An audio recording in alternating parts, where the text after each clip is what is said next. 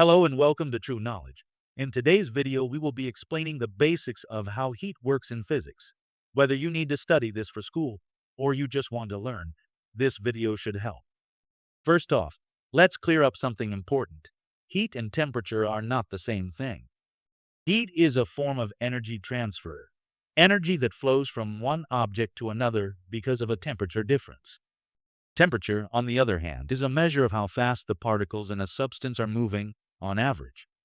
Now here's where the kinetic particle model comes in. According to this model, all matter is made of particles that are constantly moving. These particles can vibrate, rotate, and move from place to place. The energy they carry, their kinetic energy, is what we call internal energy. Internal energy isn't just kinetic, though. It also includes potential energy from the forces between particles. When you heat a substance, you're increasing this internal energy. And how do we measure that? With a thermometer. Thermometers use physical properties that change with temperature, like the expansion of a liquid or electrical resistance, to give us a reading. And we measure temperature using scales like Celsius and Kelvin.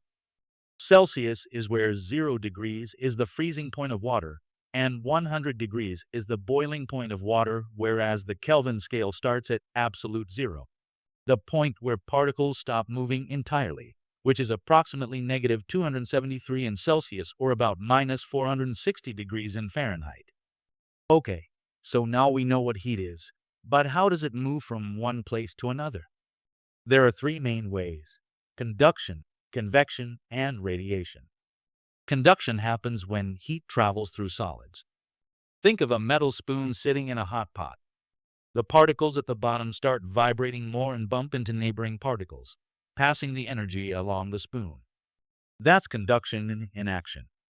Materials that do this well are called conductors, like metals. Materials that don't? They are called insulators, such as wood or plastic. Convection is a little different.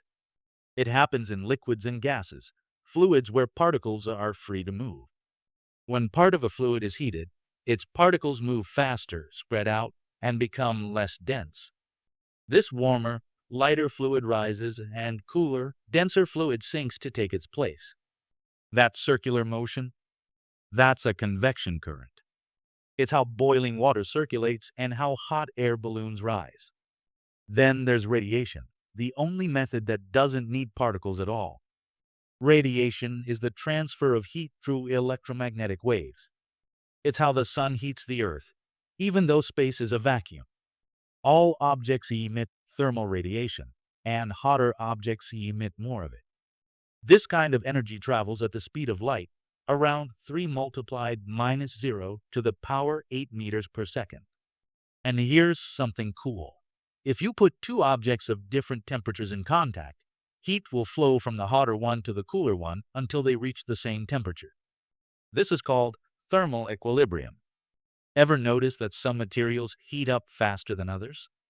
That's due to a property called specific heat capacity. The specific heat capacity C of a substance is the amount of energy needed to raise the temperature of 1 kilogram of the substance by 1 degree Celsius or 1 Kelvin.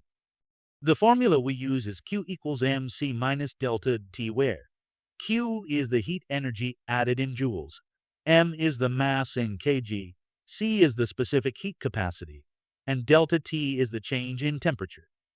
So if you have two substances, say water and sand, the one with the higher specific heat will warm up more slowly. That's why coastal areas don't experience extreme temperature changes, because water holds its heat well. And if you mix substances at different temperatures, they'll eventually reach a final temperature. And we can find it using this formula and the conservation of energy principle. But wait, we're not done yet. Heat doesn't always change temperature. Sometimes it changes the state of a substance, like melting ice or boiling water. The energy required to change the state of 1 kilogram of a substance is called latent heat. There's latent heat of fusion solid to liquid and latent heat of vaporization liquid to gas. The formula here is Q equals m, where Q is the heat energy, m is mass, and L is the latent heat. When water evaporates, the faster moving particles escape first, leaving behind slower ones. That's why evaporation causes cooling. The average kinetic energy of the remaining particles drops, and so does the temperature. So there you have it, heat, explained through the kinetic theory, heat transfer, and energy calculations. Whether it's boiling water, a sunny day, or an icy drink, heat is always at work behind the scenes. If you want to watch more educational videos in the future, subscribe to our channel.